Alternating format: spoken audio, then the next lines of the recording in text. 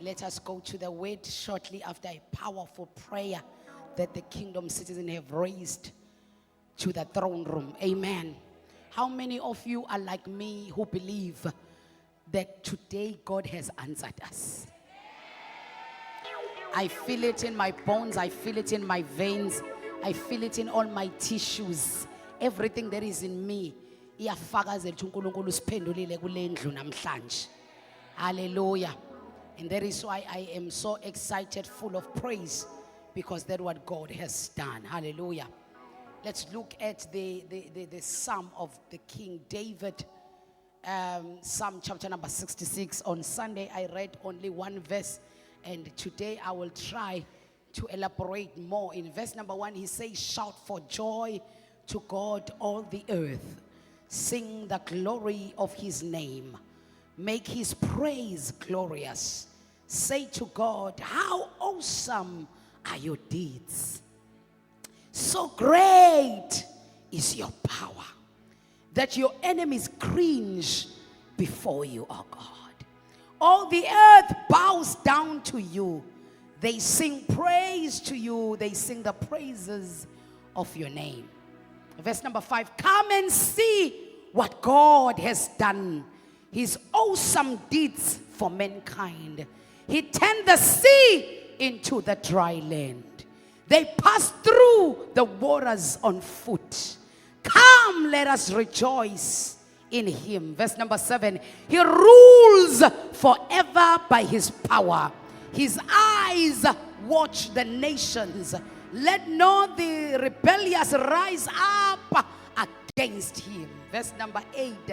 Praise our God, all people. Let the sound of his praise be heard. He has preserved our lives and kept our feet from slipping. For you, God, tested us. Oh, it's no longer a psalm of David tonight. It is my psalm, Bazalwan. For you, God, tested us. You refined us like silver. You brought us into prison and laid burdens on our backs. You let people ride over our heads. We went through fire and water, but you brought us to a place of abundance. Please look at somebody and say, welcome to a place of abundance. No, they did not hear you. Tell them again, like someone who understands what the Lord has done. Say, welcome to a place of abundance. You know, it will be a problem for your neighbor if they think they are still in prison. Tell them again, welcome to a place of abundance. No, they can't hear you when they think they are still going through the fire and water. Tell them again, welcome to a place of abundance. Oh my God, oh my God. For your mind, when your mind still think that you are still being tested, I want you to tell your mind, welcome to a place of abundance. Oh, please touch 3 people for me and tell them, no more burdens. No, they don't hear you. Tell 3 people for me, no more burdens. You can stand up and go to 3 people and tell them for me, no more burdens. You are in a place of abundance. Aya, aya, aya, aya, aya.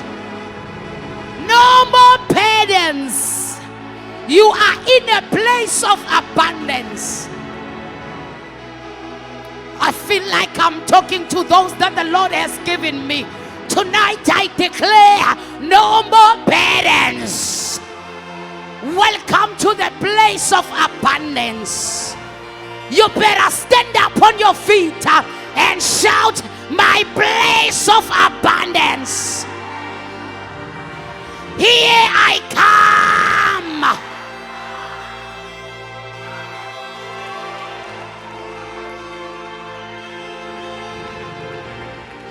Arapaya kasoria kapaya.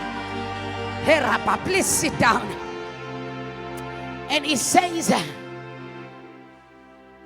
because of all this, I will come to your temple, oh God, with burnt offerings and fulfill my vows to you. The vows of my lips promised and my mouth spoke when I was in trouble. He says, I will sacrifice fat animals to you. An offering of rams, I will offer bulls and goats. Come and hear, all who fear God. Let me tell you what he has done for me. He has brought me to a place of abundance. He says in verse number 17, I cried out to him with my mouth. His praise was on my tongue. In my day of trouble, I cried out to him. In my days of my prison, I cried out to him. When he laid burdens on my back, I cried out to him. When I was going through waters and fires, I cried out to him. When he has led people to walk over my head, I cried out to him.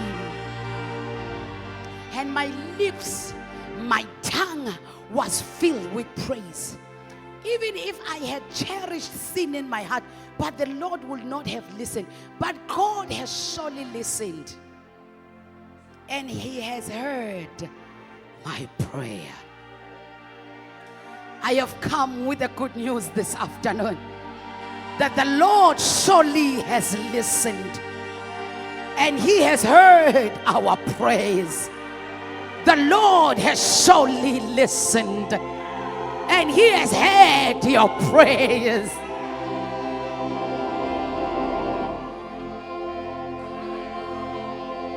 And then he closed the psalm and he said, praise be to God, who has not rejected my prayers or withheld his grace or his love from me.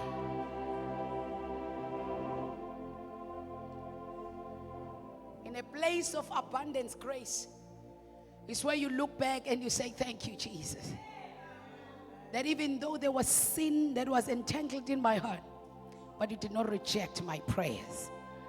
And in this prayer this afternoon, I have come with a charge that surely the Lord has not rejected your prayers.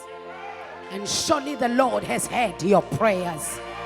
And surely the Lord has answered your prayers. No, you did not get that one. uNkulunkulu uzwile umthandazo wakho.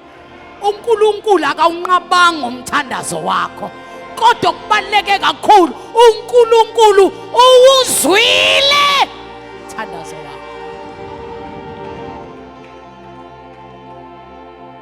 Now I said when grace is working in us, because my definition of grace, it has always been my conviction that grace is the ability of God. Umusa, amandla kaNkulunkulu. Those who don't catch up with English, please do in this season. We are an international church. Amen. Grace is the ability of God. Umusa, amandla kaNkulunkulu. Yingakho umusa siwubiza ngoKristu. Ngoba uKristu ungamandla avezwa uNkulunkulu ebuthakathakeni bomuntu. uKristu ungamandla alethwa uNkulunkulu eletha ngoba umuntu ebuthakathaka ebanjwe isono. So ke umusa is the ability ungamandla lawo kaNkulunkulu. Kodwa ngoba semthandazweni namhlanje ngizofundisa kahle ngesonto. I feel charged in my spirit. Umusa amandla kaNkulunkulu. Ngicela ukuphinda futhi. Umusa amandla kaNkulunkulu. Amandla kaNkulunkulu awawadingi amandla omuntu.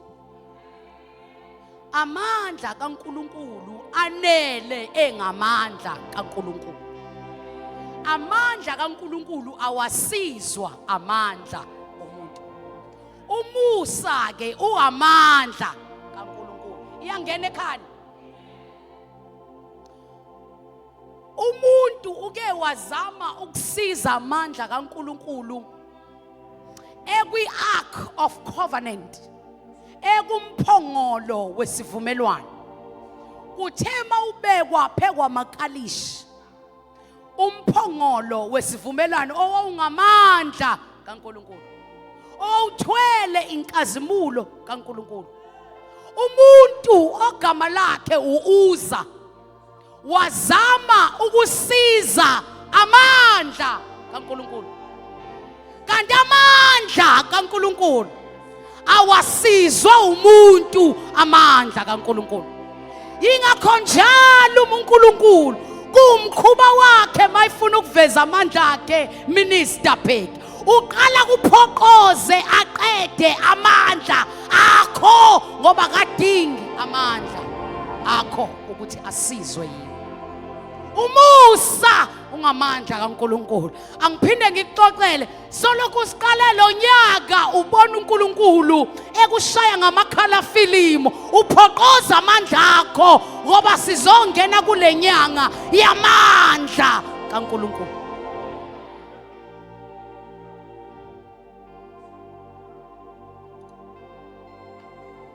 Utheke lo mbhemu ogama lakhe uUza, angazi noma katruwe babe zigama lakhe basebenza lezi ampahla zika Uza. Lo mbhemu wafukufokubi, wafa kurejoycewa kujatshulela ukubuya komphongolo. Wafa umuntu kuculwa iculo kuthiwa hosana uyabuya umphongolo, abuya amandla. Kwafa umuntu ebulawa amandla kaNkulunkulu.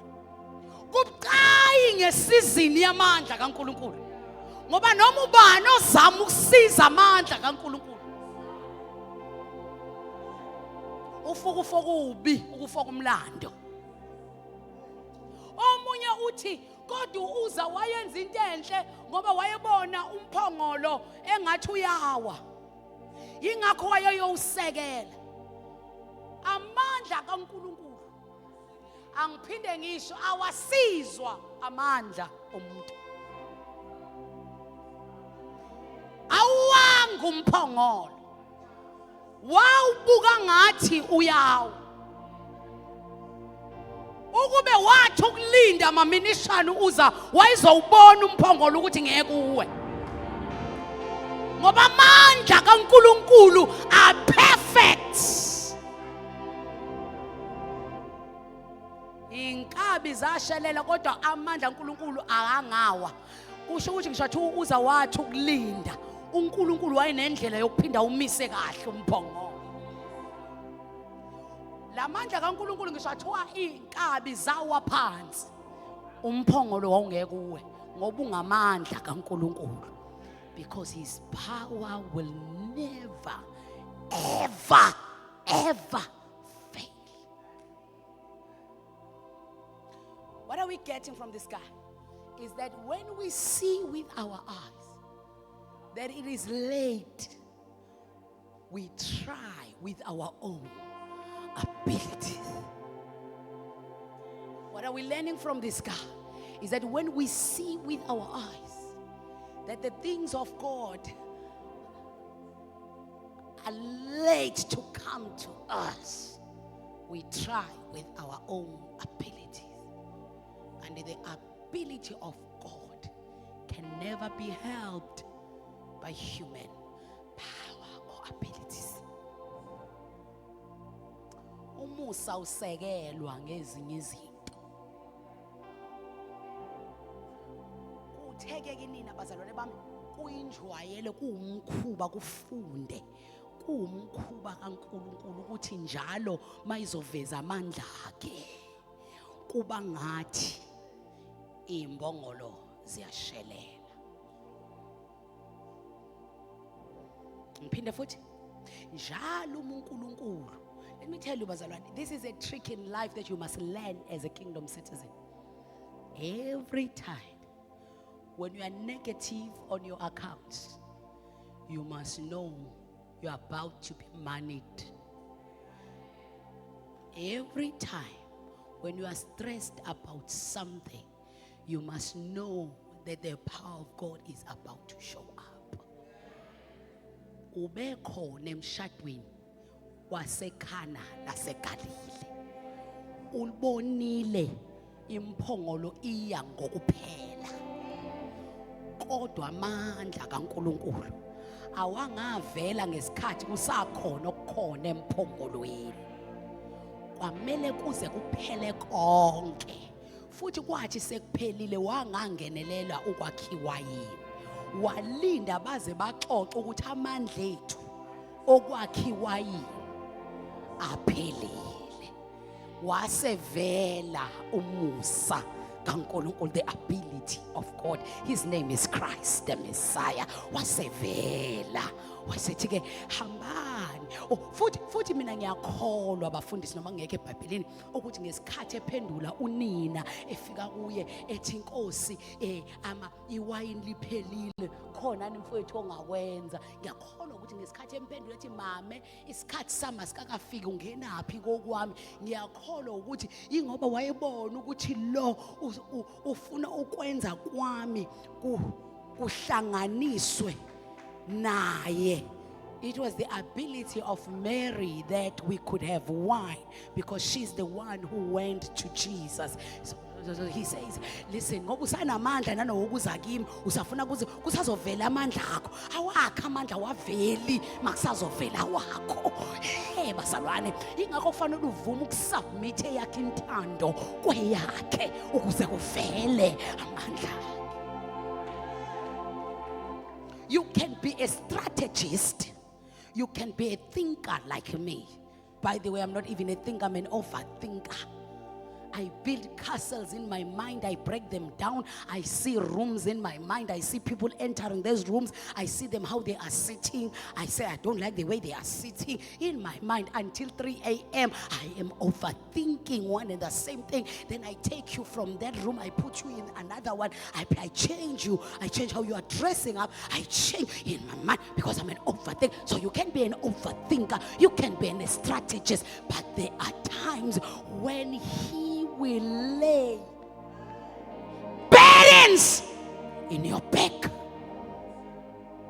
so that when you try to think how to remove them, you find your mind spinning. He will lay. God will lay. Not the devil. God will lay burdens in your mind so that in your strategic thinking, when you are playing your chess, trying to see when the queen is sitting like this, then I can move the king to be like this, and then the Lord will look at you until uthathe onke amapiece epuzzle walahle phansi, and then He says, now is my time to show my ability, because your ability is done.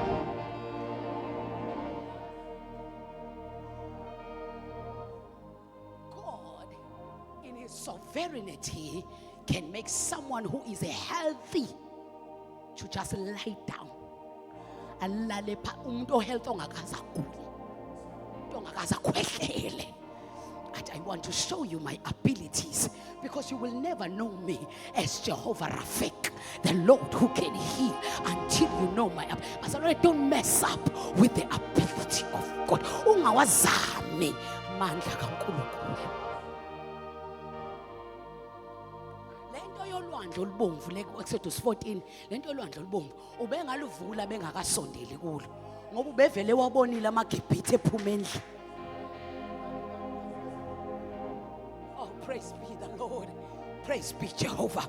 Ubengaluvula ulwandle obomvu bengakasondeli ngisho ukusondela. In fact bekumele mangabe beqhamuka ngokucabanga kwami nawe, ngoba thina masindisiwe sicabanga kanjalo ukuthi hawu kanti ngikholelwani uma kusazoba khona ulwandle olubomvu. Mina nawe sicabanga ukuthi ukukholwa kusho ukuthi uma ngabe siphume eGibhithe yena ewabona amaGibhithe esilandela kufanele kulwandle olubomvu asheshe same time alivule singakafiki ngisho ukufika, so that mase sifike eduze kwalo thina sizovele sibona isihlabathi sidlule. And God is saying, wait a minute. How on earth will you see my ability if I will do like that? I want you when your back is against the wall, when you think it is over, that's where I want you. That's where I want you. Because that's the only way out for you is, Lord, help me. And then he will say, I heard your prayers. I did not reject your prayers. And I answered your prayers. You see, this is our problem in Christianity. This is our problem when we're born again. We think Egyptians should not follow us.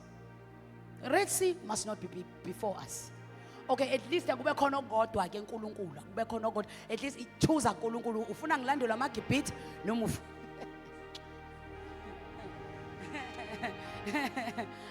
uzu uNkulunkulu ngeke phela ngeke konke kanje kanje ayibonga aze ngathwala.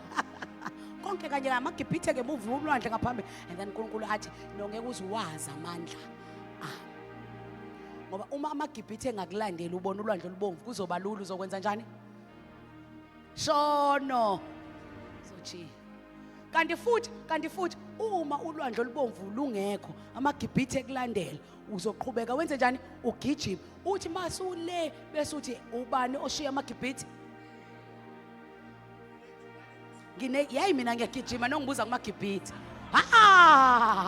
Ngawashiya zangengqondo. God says, wait a minute. Then you will not know my ability. Ngifuna mase ukhona ulwandle phambi kwakho. Kukhona amaGibhithe ngemuva. Then that's where I want you. Because mawuphuma ngaphesheya uzophuma uthi umoya wami uyakhotha. Uzophuma humbled by my ability. So grace is the ability of God. Please touch your neighbor for me and tell them grace is the ability of God.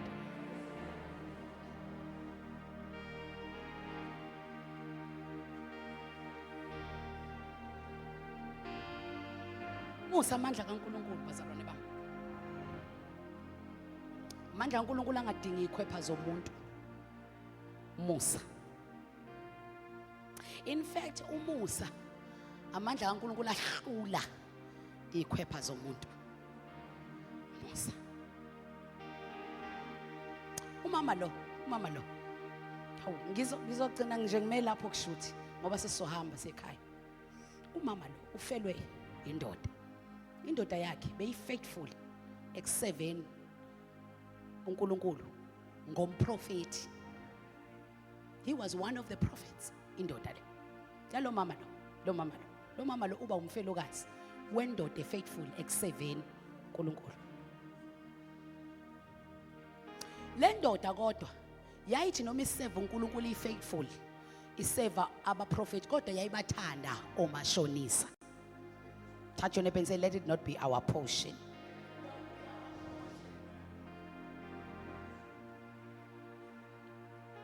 Mphinde umtshele umakhelwane wakho kungabi nzima mtshele. Laba bashadile sengathi bangabukana impela ke lapho. Baby, let it not be our portion.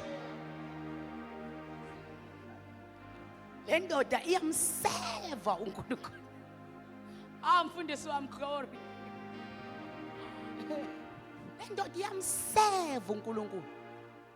Ihamba nabaprofeti. In fact, he was one of the prophets. Kodwa le ndoda ayimseva yabona njengana ngumamncube uvele wayisukumela uzongithelela manje. Uyamcabanga umuntu osengiseve kangaka kodwa kuthi udlala obani?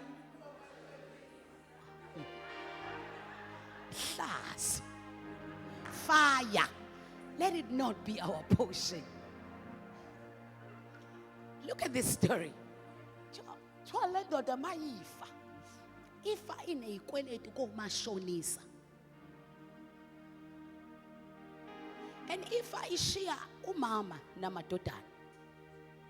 Now omashonisa bafika kumama uMamnceko. Mamnceko sicela amadodana akho ukuthi siyowenza izigqila sizowalanda.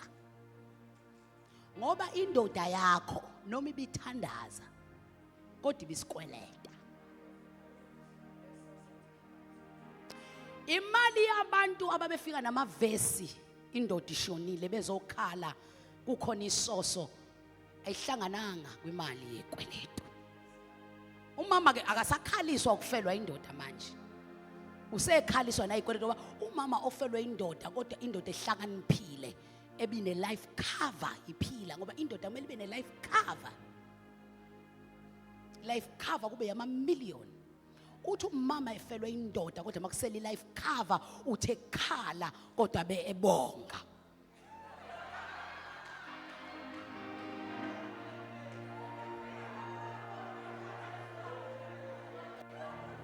Abazalwane njalo abangisi niyathanda yena ungenza iclown akulendlu. Ngithi mina uthi umama ekhala abebonga uNkulunkulu athi baba ngiyabonga ngendoda ehlakaniphile owanginika yona.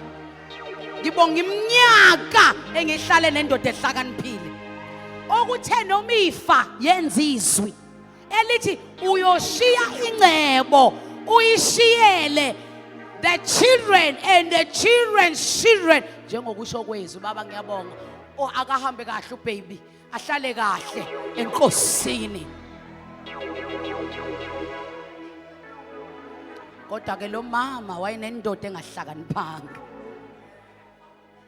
Yathi khala umfazi bathi bemnika amanzi ephuza, akasakhalela ukufelwa indoda kuphela, sekhalela nezikweletu. Ebusuku emthandazweni ungabi indoda ayofa, shiya umkayo ekhala kabili. Awanithi amen enkonzweni. Let's come back. Let's come back.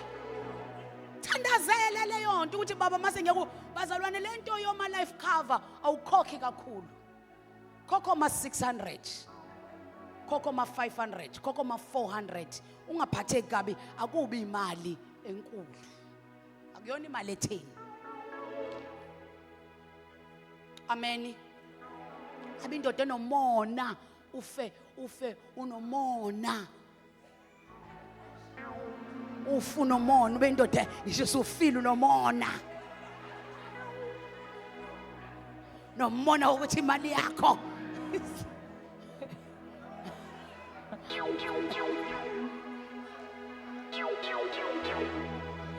Glory to Jesus. Ninjalo ke bazalwane mangifuna ukusheshe ngivale. Ningenza njena. Lendoda yathi mangabeke ifa ishiye lezi zikweletu kangaka.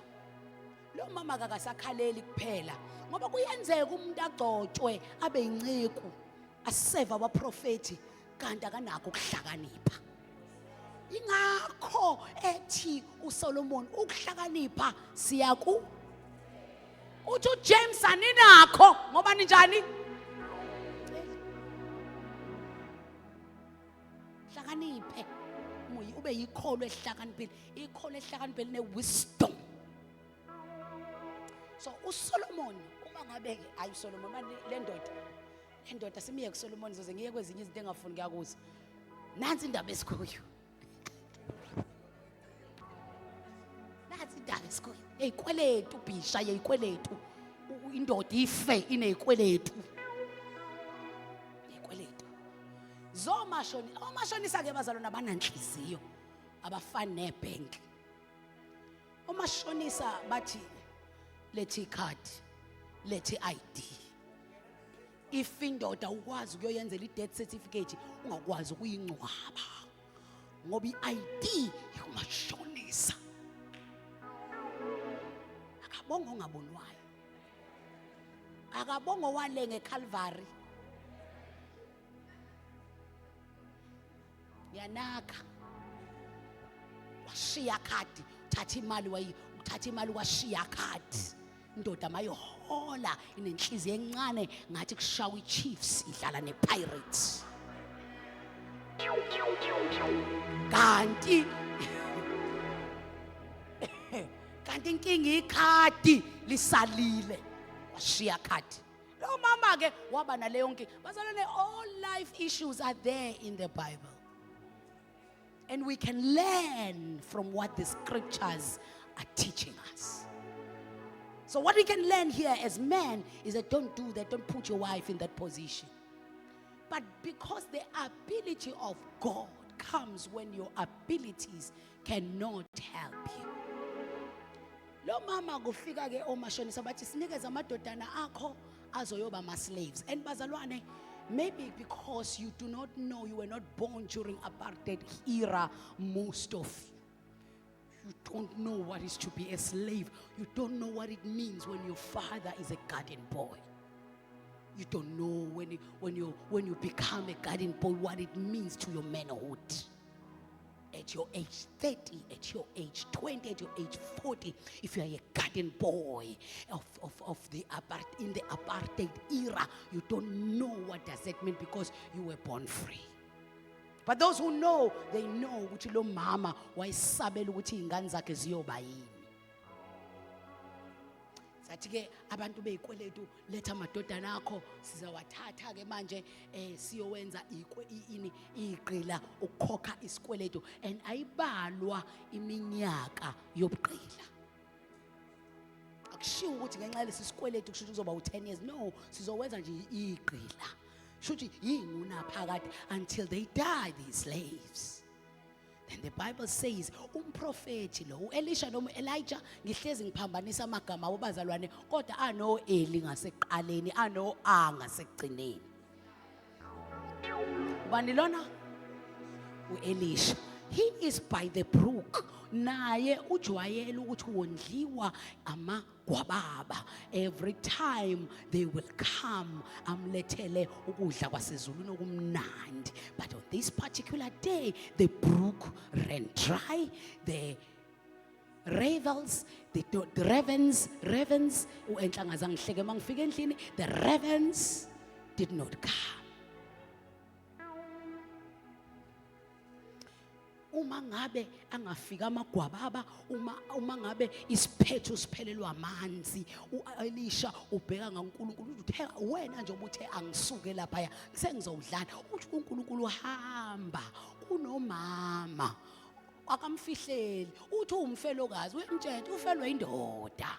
Ngiyacabanga ukuthi noElisha wahamba icula Elisha ecanga uzofica umama ebambile. Uyabona mama oshonelwe indoda kahle man ukuthi nje lo mama lo siyamthanda sonke akabonga uJesu akabonga ngabonwayo umama kahle account yakhe yahleka.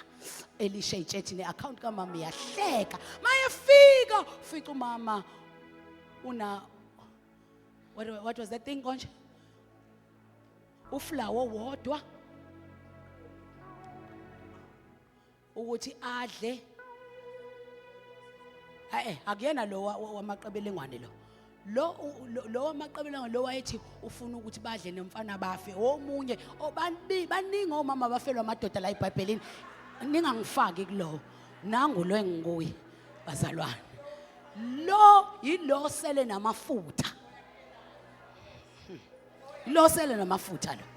Uthi mayefika uElisha uthi mama uyamxoxela ke ubona uthi inceke yeNkulunkulu umprofeti kaNkulunkulu hayi akuyena lo aya kuye makuphela amanzi lo. Omunye lo wavele wayisukela waya kuElisha. Baningi labo mama bafelwa bazalwane ningixolele kodwa kusawuyo fela. Lo ufelwe indoda yamshiya nezikweleti uya kumprofeti. Uyazi mayefika kumprofeti uzothola impendulo. Uthi lalela mprofeti uNkulunkulu wakho indoda yami beyimseva ngoba umama mayecasukile akabe sathi uNkulunkulu wakhe kuba uNkulunkulu wakho. uNkulunkulu wakho uNkulunkulu wakho lo indoda yami ebemseva indoda yami ingishiye ngedwa endlini iyoseva uNkulunkulu wakho. Indoda yami ilamba uNkulunkulu wakho iseva uNkulunkulu wakho akasenzanga lutho uNkulunkulu wakho ifile le ndoda. Kwasho ukuthi lo mama ushinto ebucayi uthinta uNkulunkulu onamandla. Grace is the ability of God. uNkulunkulu, his ability is perfect and he doesn't want to be left. He doesn't want to be questioned. His ability. ngoba lo mama wayequestion iability kaNkulunkulu ethi uNkulunkulu wakho indoda yami imseve yonke leminyaka he was part of the prophets indoda yami bihamba naye kodwa lo mama kujwayelekile futhi omama uma ngabe kubheda indoda yakhe angasho ukuthi indoda yakhe ebhedayo afuna lento ukuyithatha ayibuyise kuNkulunkulu indoda uNkulunkulu akayithumanga le ndoda ukuthi ayiye komashonisa kodwa lo mama akafuni kwamukela ukuthi umsangano nje wendoda yakhe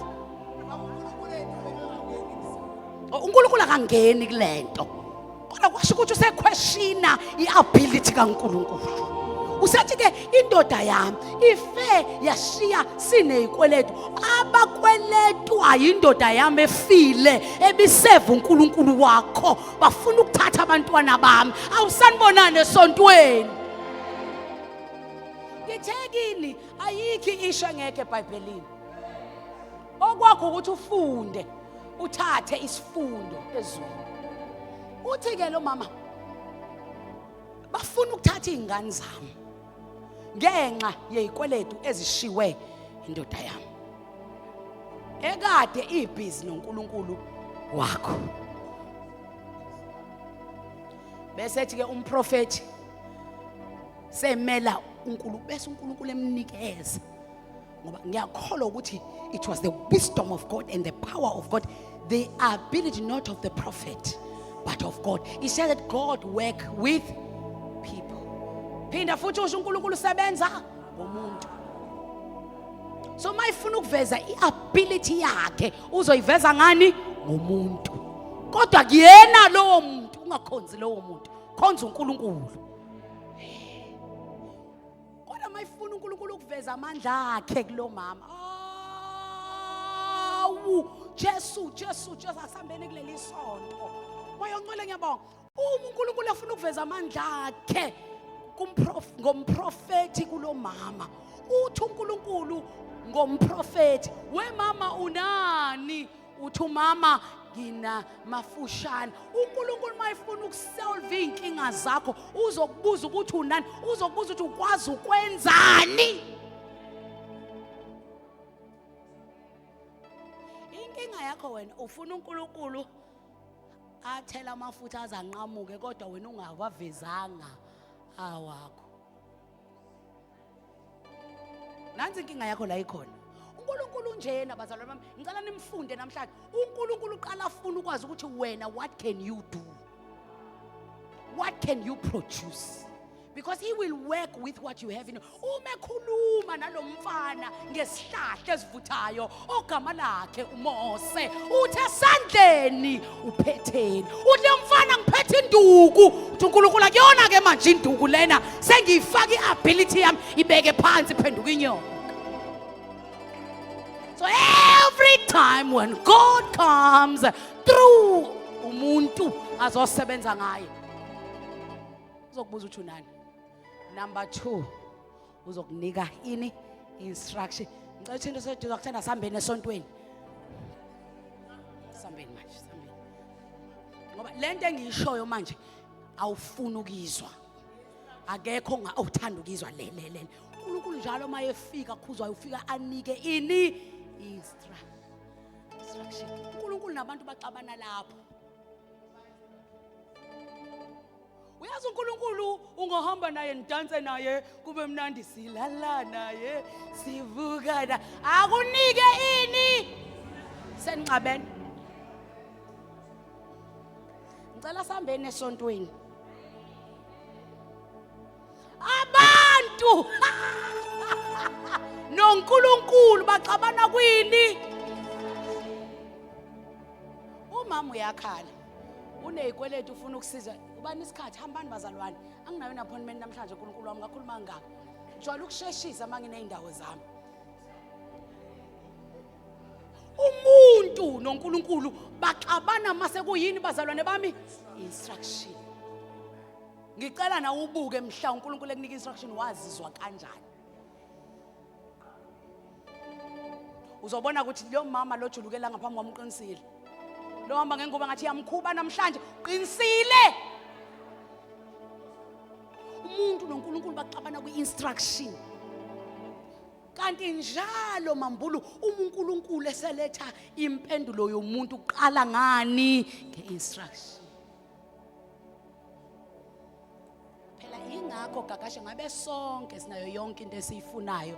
Sonke ngabe sinayo ngabe sinayo yonke into esiyifunayo, kodwa uNkulunkulu isefo sakhe sibizwa ngeinstruction. Ingakho sonke siya declare unyaka is emerge, you're to emerge. Siyavumbuka vumbukiyane bashumali beze bethi vumbukiyane. Kodwa sivumbuki sonke ngoba usisefo sikaNkulunkulu sibizwa ngani? Ngamala namhlanje. Ngimela. Isefo sikaNkulunkulu sibizwa ngani?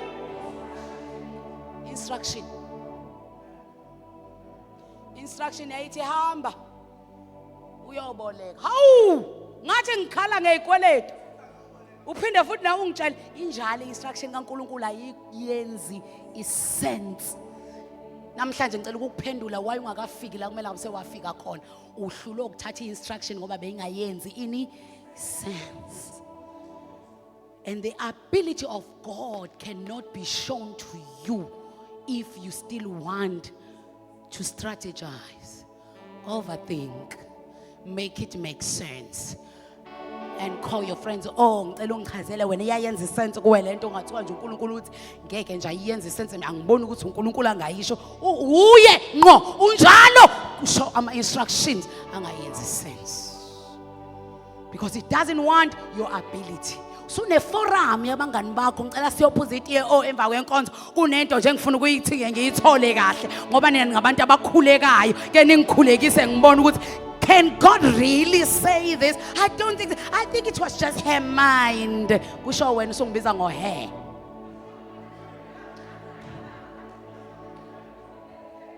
Mhla usafuna ngithandaze nawe ngiba umpostoli. Mhla uNkulunkulu esekunika instruction ngami ngiba uher.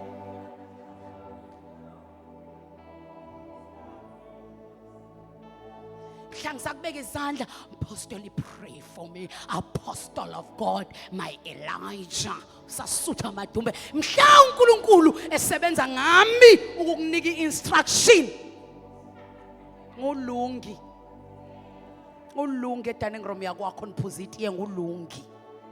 Ngoba i-instruction awuxabani nami, uxabana nomnikazi we-instruction. Hamba mama uyoboleka izitsha. Senishonyaze kakhulu abantu befuna imali ngaleli verse. Ngicela ukukutshela ukuthi lisho ukuthini. Lisho ukuthi uNkulunkulu njalo makukhona ibreakthrough azoyenza qala kunika instruction that your mind doesn't see it makes sense because it doesn't want your ability. Ulala uphenduka ubusuku bonke usucabanga ukuthi yazi kwakungcono ongakakholwa. Nisho ukuthi kanti ekukholweni sekumele senze izinto ezinje ngathi abafundisi bedlala ngazo lelo langa le instruction. Mngani ngicela ukufonela unawo ama minutes ake sikhulume ngama minutes. Wena nje uyibona kanjani lento? Cela ukuthi ke ngiyichaze ngendlela nje ehambe ngayi sequence of events then ngase ngithola le instruction. Does it make sense? Let me tell you, you just missed your breakthrough. Please stand on your feet.